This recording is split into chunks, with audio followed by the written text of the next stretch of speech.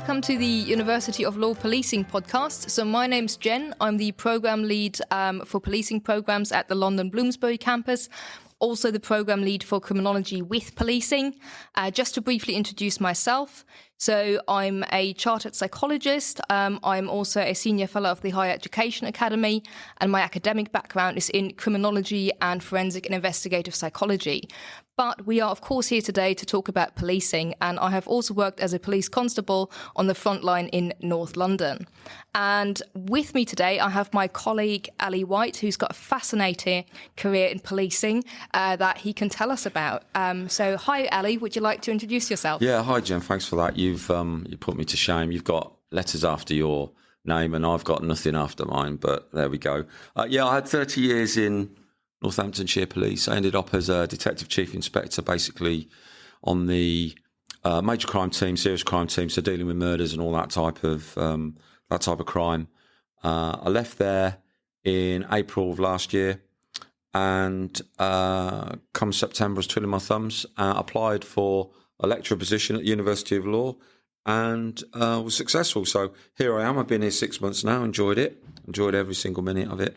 What was your favourite thing about being a homicide detective? My favourite thing?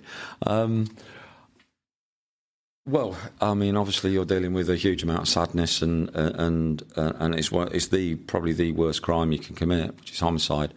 In terms of your ability to be able to deal with investigation, the force that you're with would throw absolutely everything at it, and you had regional resources, you'd have national resources if you need it, you'd have international resources if you need it.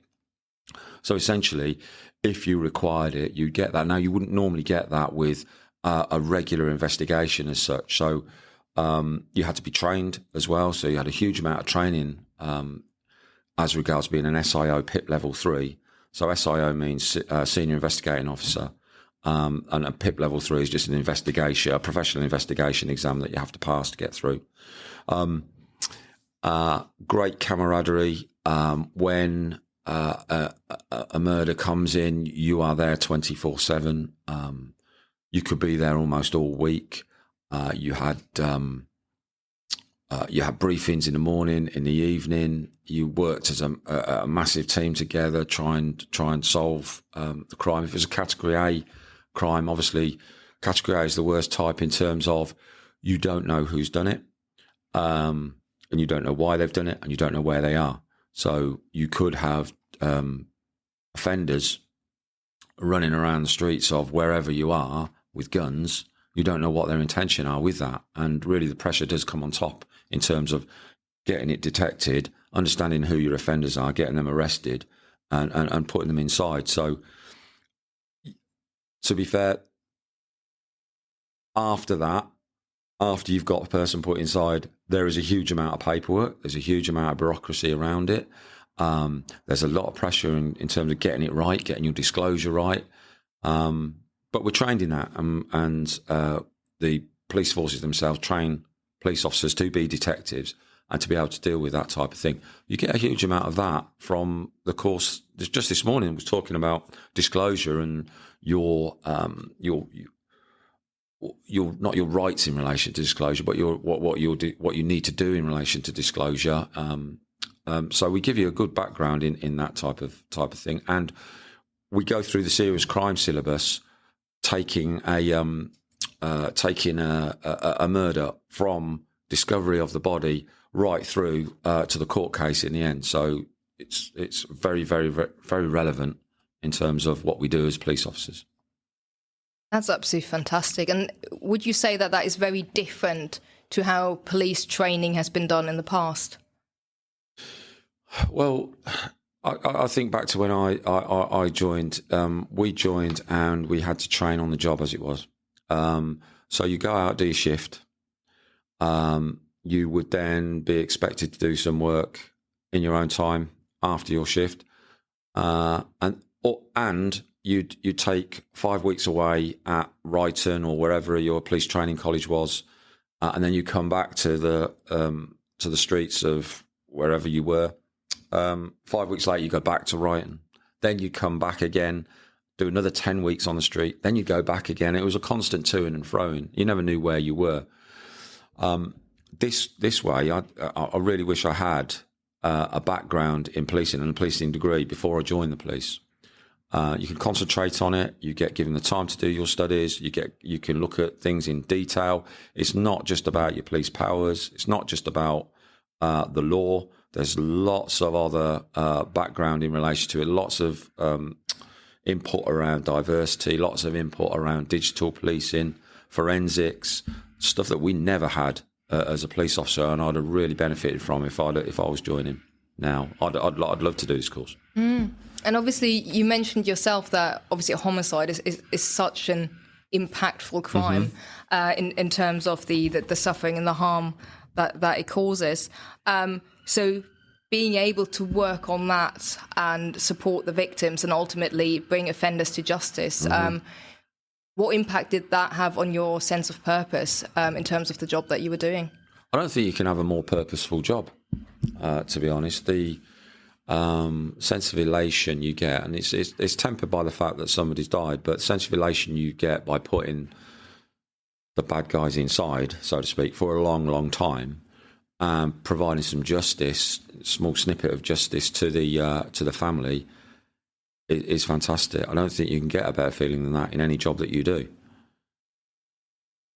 We've talked about your background, and you've got a background, and you've got loads of letters after your name.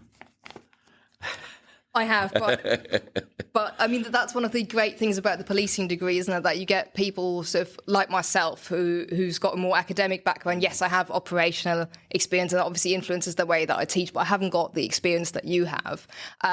But what I do have then is the information from psychology, from criminology. So I tend to teach in London, where I usually teach the more social sciencey subjects.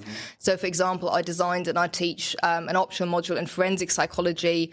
I also designed and teach a module that is really, really important, I think, for all future police officers or anyone working in the criminal justice system, called Introduction to Criminology, Crime Prevention and Key Psychological Theories. Because wherever you work in the criminal justice system, you've got to work with people. So having an understanding of behaviour and psychology will help you. It will help you to make decisions in fast-paced, high-stressful environments. It will help you reflect and optimise your own decision-making.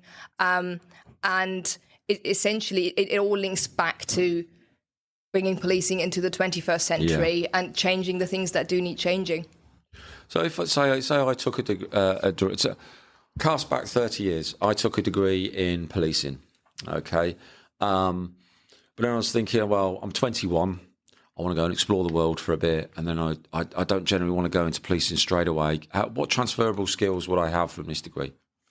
There are so many transferable skills in this. I mean, the interesting thing is when I have people who want to come onto the policing degree ask me about the sort of skills they need to sort of study policing. Very often they already have transferable skills that they're not aware of at that level, because we have a lot of students, for example, that do part-time jobs in the customer service sector. Yeah. So obviously policing is all about dealing with people. So the interpersonal skills, obviously that's a massively transferable skill that will help you once you put it on your CV. But then also in terms of essay writing, academic skills. So when you take a witness statement, that becomes an official court document. So all the information we give you, also in terms of referencing, which means presenting things in an evidence-based manner, presentation skills, negotiation skills, mediating, working in a team as well as working alone, all of those skills transfer to policing, but also to other jobs within the criminal justice sector as well as other sectors. So there's so much in here that will benefit students, whether they go on to make a difference in the police or whether they go on to do it somewhere else. And you can see the confidence develop from first year through to third year, who are far more confident in class and ability, that their reasoning ability is absolutely fantastic. Common sense, the way they get from A to B, it's really nice to see. Absolutely. And when I designed the degree, one of the things that we really looked at was how to progress them through these 3 years, or obviously on the accelerated version, we do the same thing in a shorter period of time, to get them from that starting point to that level 6 that you've mentioned, where they can critically analyze and evaluate, and where they can make decisions in ambiguous situations, which in policing you have to do very often. Yeah. But also in academia, you very often find that you have to look at and evaluate evidence from different sources. You're going to have to look at different theories. And ultimately, as a police officer, when you're out at a call, having that background information, knowing what population estimates tell you and whether that is relevant to the case that you're dealing with at that moment in time or not. Again, it will all inform your decision making. Yeah. So what we're saying, I guess, is that say you had a degree in law, you could still go off and be an accountant. If you had a degree in business administration, you could probably try, become a solicitor. All these skills that you get from a policing degree are transferable into other areas if you didn't want to be a police officer. But if you did want to be a police officer, this is the best degree to have. I mean, one of the things that made me want to join the police as well is that you're dealing with intrinsically interesting content. Yeah. So I remember when I was a student, so I studied psychology and criminology and forensic and investigative psychology, and I couldn't get my hand on this study materials quick enough because it is the sort of stuff that you see on TV as well. And the reason that it sells on TV is because it is so interesting. So you have that, and then to be absolutely pragmatic about it, you have job security if you do decide to join the police, but also, and it sounds a little bit like a cliche, but I think it's true for most people who join the police. You join because you want to make a difference. And like you said, you want to do something that you feel has purpose, that allows you to contribute. And then also, I mean, one of my reasons as well was that I just love puzzles. So doing something that allows you to use your problem-solving skills, while at the same time you can support people on the worst day of their life. And try and, like you said, see justice being served is just something that I think as a career can be so rewarding. It is very rewarding. You're right. There are no 2 days are the same in the police force. I found that out very quickly and very early on. You have a huge sense of purpose in terms of doing good and doing right by people, finding out who the bad guy is. Generally, it's a guy, and putting them in prison if that's the case. And I don't know who said it, but if you love your job, you never work a day in your life. Yeah. And I loved 30 years in the police. I never felt like I was working. It was amazing that people were actually paying me to do this thing that I loved. So yeah, I can understand that from your perspective. How long were you in the police for? Why did you move out? So obviously my career trajectory is quite unusual. So I was an academic first.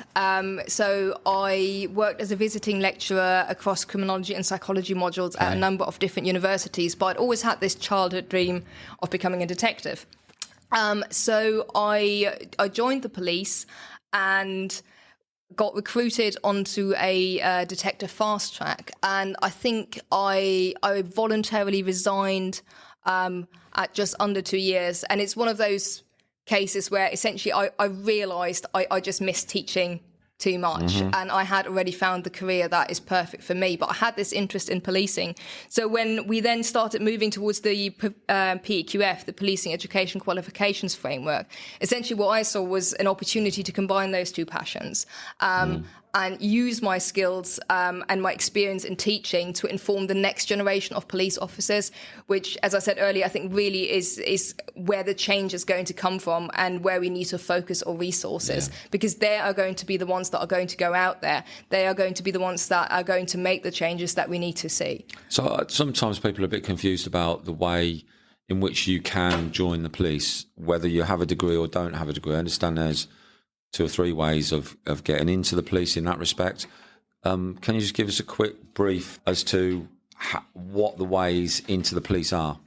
Yeah, you're absolutely right. And it isn't straightforward. So the Policing Education Qualifications Framework introduced 3 new routes, which all lead to the same outcome in the sense that you have a police officer educated to level 6, which is the 3rd year of an undergraduate degree. Now, we've decided to focus on the degree in professional policing because we think that has the biggest potential for change. And also my personal view, and this is totally my personal opinion, is that it is much more of a quality over quantity approach.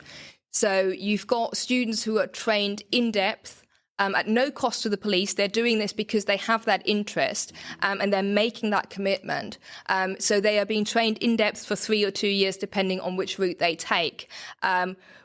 In policing by former police officers like yourself, but they also, again, get this really important socio-contextual information. They get taught on psychological skills. They can do optional modules on forensic psychology, cybercrime, semiology, which looks at social harms. They learn about obviously violence against women and girls. They learn about terrorism, and having that incremental learning over 3 years and learning in a safe environment by people who've done the job. So when we do role plays, when we do virtual reality scenarios, they are in an environment where they can make mistakes in a safe environment and where they can really learn from those mistakes rather than being sent out to a domestic and learning there, which really, to my mind, isn't fair on anyone if you have a job where lives depend on it, including your own life. So I think that's why the degree in professional policing is a really good idea. Number one, in terms of the change we need to see from a student perspective, but also from a perspective of the police forces, because we, for example, recommend to our students that if they know they want to join the police, that in year 2 they look at becoming a special constable. So they can also get themselves operational experience. And they can tailor that around their uni work. So you can have someone who then is ready to join a police force, who may already have independent patrol status or IPS, and again, who from the point of view of a police force has been trained at no cost to you for 3 years in depth by former police officers, academics and social scientists. So that really makes them a really attractive candidate. Now, just to quickly answer the question that you asked about the entry routes, there's another entry route called the DHAP, which is a degree holder entry. We're not offering that at the moment. That is essentially a 2-year, very practical conversion. So if someone already has a degree, they can enter a police force through the DHAP. So that is, for example, of interest to students who do a degree in criminology with policing and then later on decide that actually they want to go down the route of joining a police force. So the DHAP allows someone who already has an undergraduate degree to get into a police force as well, but it's a separate entry route from the degree in professional policing. And then I think where some additional confusion has come from recently, obviously, is that the Home Secretary made some statements with regards to the initial entry routes at the moment being kept open for longer. Obviously, there are a number of reasons for that, including the shortage of police officers and the uplift that is required for that. There, I think, is also talk about a fourth potential entry route, but we haven't got any further information about that. So at the moment, those are the entry routes that are in existence. And I think that's another benefit of the degree in professional policing as well, that you get to pick which police force you want to apply for, whereas with the PCDA, you apply to the force and they then put you on a university where you don't get any say, that obviously they have a contract with. So with this one, essentially any police force that in England and Wales that is recruiting at that time through this route, you can apply to. And just on that basis, we've got one of our students has applied and had an interview yesterday with Greater Manchester Police. So it doesn't have to be anywhere near here. Exactly. So you could be doing your studies in London, and as we touched on earlier, you get so many skills. Some of them you get from study on the degree that you don't even think about. So we've mentioned the problem solving, but also diversity, obviously really, really important with regards to policing, really important with regards to the problems that we've inherited and that we need to take ownership in order to change them as well. So respect for diversity, teamwork, the ability to work independently, the ability to use sound judgment, respect for confidentiality, and also acting with resolve, tolerance and restraint, as well as obviously taking personal responsibility for your actions, having integrity, having resilience, and dealing with some very, very difficult situations, but where what you do on that day really makes a difference. If after all of that you decide that policing is not for you, there's so many other things you can do with this degree. I think you already mentioned it at the beginning. So degree in policing can also be a first step for other jobs in the criminal justice system. So specialist police support roles, border force, National Crime Agency, NGO and charity sector, probation service, working with young offenders. We had a student graduating last year who decided she wanted to do a master's in forensic psychology after doing our optional module. So putting that on top of an undergraduate degree in professional policing, so that it allows you sort of to specialise and really sort of like shape what it is that you're interested in terms of your future career. So there's so many different areas and sectors, including as well the armed forces. All of those sectors, if you've got an interest in investigations, if you've got an interest in policing, if you've got an interest in criminal justice, criminology, a degree in professional policing or criminology with policing will be relevant and will help you if you want to forge a career. Border forces, fraud departments in credit card companies, fraud departments in banks, so much you can do with this degree. So Jen, we're basically here to talk about the next generation of police officers. And we've had quite a damning report from, I think it's Baroness Casey, in terms of culture within the Met Police. What do you hope the next generation of students who do the professional policing degree will bring to the police? I mean, I think the first thing to say from my side is that I think issues in policing being highlighted in this report coming out is a really important first step.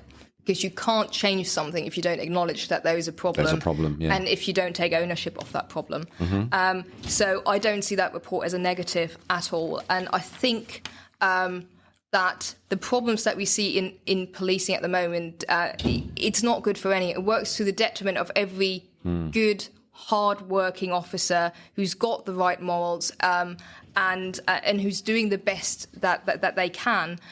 It was working to their detriment. It's working to the detriment of the public, and particularly, obviously, women and girls, as well as people from what we call ethnic minority backgrounds and vulnerable people. Yeah. Absolutely.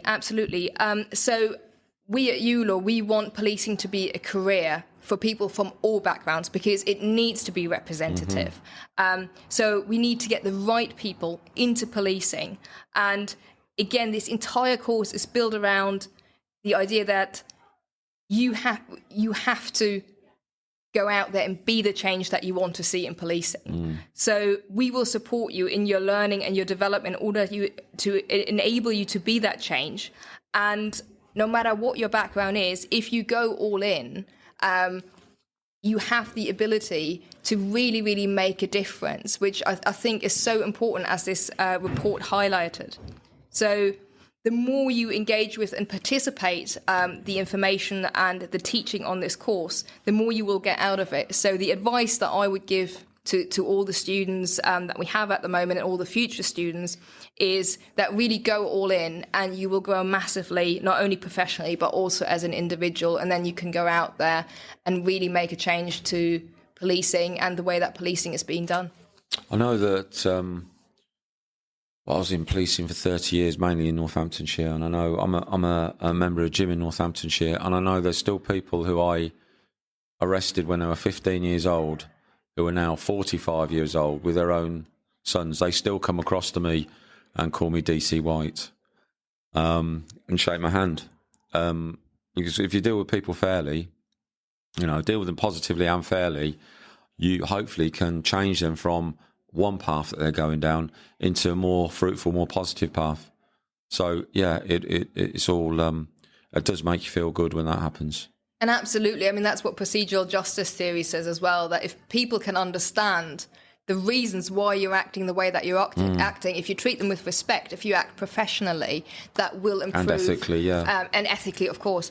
Then that will improve the relationship with the police. Now, obviously, there's a long history and there are a lot of factors that play into this. But again, if you study on this degree, you will get an understanding of these factors. And if you have an understanding of them, you can also understand why someone else may be acting in the way that they're acting. You start to recognise the importance of having an idea of what trauma does to the brain and how it influences people, both within the job as well as the people that you'll be interacting with. So again, having all of that information allows you to then take that into consideration when you work as a police officer, always be set somewhere else in the criminal justice system. Yep. So what do you think policing could look like in the future? Okay, so there's several things that policing have got. Policing is always, what's the word? It's always evolving. So it has to evolve with the times. So when I first joined, no such thing as a mobile phone, no such thing as even a computer. We used to call it a word processor, stick it in the corner of the office, let it gather dust, and everybody will be talking about what that thing in the corner is and would it take off. We're still using carbonated sheets. There was no such thing as DNA back in those days. So when you got a blood sample back, it would only tell you it was O positive or AB or whatever. So you could never really distinguish between certain types of blood. So technology is a huge thing for policing going forward. I think would have to be tech savvy in terms of how we investigate. And I think that's got to go across the board rather than just being a few people dealing with mobile phones, a few people dealing with computers. That will become more across the board. We've got to be more aware of what goes on online. So whereas back in the day you had to knock on somebody's door, find out they were in or find them, and then crime would occur, now you can just do it from the safety of your own bedroom. So we've got to be more savvy online. There's a lot more emphasis around safeguarding vulnerable people, not just turning up and being transactional, whereas you turn up, deal with the issue in front of you, and then next week, same issue occurs again and again and again. Now it's more about working with partners, working with public services, and ensuring that the vulnerable are kept safe. And lastly, the violence against women and girls, big agenda at the present time, and quite rightly so. I think going forward, it will be even more of an issue for us to deal with that. Yeah, absolutely. And I think obviously we've seen in the Casey report that's been released the importance of bringing a new generation of police officers in to restore confidence, particularly with regards to this issue. And essentially the course that we run at the University of Law has been built all around bringing policing into the 21st century and giving our students the tools and the knowledge, whether that be with regards to the academic background, the sociocultural context, and the operational skills to be at the forefront of that change and to be that change that we absolutely need to see in policing.